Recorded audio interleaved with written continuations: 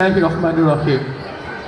উপস্থিত মুক্তিযোদ্ধা আদর্শ সরকারি কলেজের সম্মানিত অধ্যক্ষ প্রফেসর মোহাম্মদ মুনাফির হোসেন স্যার, উপস্থিত আছেন অত্র কলেজের প্রাক্তন অধ্যক্ষ জনাব দীপক কুমার বিশ্বাস স্যার, উপস্থিত আছেন অত্র কলেজের সহকারী শিক্ষকবৃন্দ এবং আমার প্রিয় সহপাঠীবৃন্দ এবং আমার প্রিয় নবীর ভাই বোনেরা, আজকের অনুষ্ঠানের পক্ষ থেকে জানাই মুসলমান ভাইদের প্রতি সালাম, হিন্দু ভাই বোনদের প্রতি আদাব, অন্যান্য জাতির ভাই বোনদের প্রতি জানাই আন্তরিক ধন্যবাদ।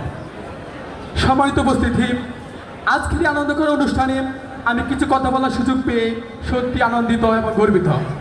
আমি প্রথমেই আমার প্রিয় নবীর ভাই বোনদের জানাই আন্তরিক শুভেচ্ছা ও অভিনন্দন। তোমাদের উপস্থিতিতে আজকে আমাদের মুক্তিযোদ্ধা আদর্শ সরকারি কলেজের পরিবার আরও সমৃদ্ধ হয়েছে। প্রিয় নবীন ভাই বোনেরা, শিক্ষা জীবনের প্রতিটি ধাপ মানুষের জীবনে নতুন দিগন্ত উন্মোচন করি। এখন থেকে তোমরা আমাদের এই প্রতিষ্ঠান তথা এই পরিবারের একজন হয়েছ। এখানে শুধু বইয়ের জ্ঞানী নয়, শিখতে হবে মানবিক মূল্যবোধ, নীতি শৃঙ্খলা এবং আদর্শ। মনে রাখো, শিক্ষার আসল উদ্দেশ্য শুধু ভালো রেজাল্ট করাই নয়, বরং একজন সৎ, আদর্শবান এবং দায়িত্বশীল মানুষ হিসাবে নিজেকে প্রতিষ্ঠিত করা। প্রিয় নবীন ভাই বোনেরা, তোমাদের বড় ভাই বোনেরা যেমন তোমাদের পাশে থাকবে, তেমনি তোমরাও সময়ের প্রতি আন্তরিক থাকো।